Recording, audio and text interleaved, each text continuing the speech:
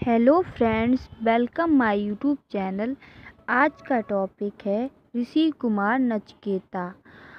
आज की इस वीडियो में हम आपको ऋषि कुमार नचिकेता के बारे में बताएंगे। महर्षि बाजश्रवा महान विद्वान और चरित्रवान थे। नचिकेता उनके पुत्र थे। एक बार बाजश्रवा ने विश्वजीत यज्ञ किया। उन्होंने अपनी सारी संपत्ति दान में देने की प्रतिज्ञा की। दान में पिता ने निर्बल और बूढ़ी गायें भी दी जो लाभ की नहीं थी।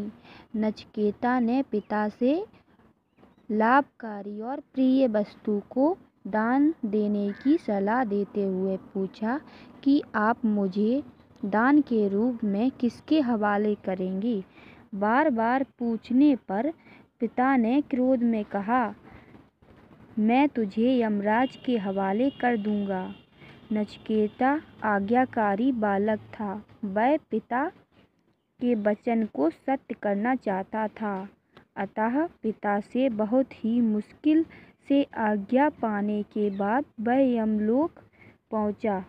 यमदूतों से पता चला कि यमराज कहीं गए हैं। बालक का परिचय पूछा। नचिकेता ने निर्भीकता और विनम्रता से अपना परिचय दिया।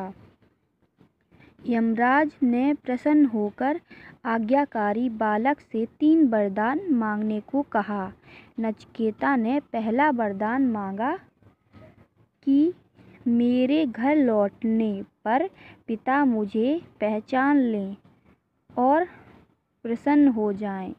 यमराज ने कहा, तथास्तु। दूसरा वरदान मांगो, यमराज ने कहा।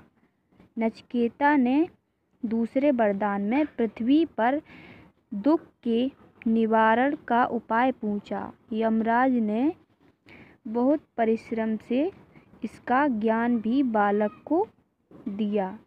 तीसरा वरदान में नचिकेता ने पूछा कि मृत्यु क्यों होती है, मृत्यु के बाद मनुष्य का क्या होता है, वह कहाँ जाता है। यह प्रश्न सुनकर यमराज चौंक पड़े। उन्होंने बताया कि यह कठिन प्रश्न है जिसका उत्तर देना आसान नहीं है। फिर उन्होंने समझाया कि जिसने कोई पाप नहीं किया और किसी को सताया नहीं और जो सच्चे मार्ग पर चलता है उसे मृत्यु की पीड़ा नहीं होती है।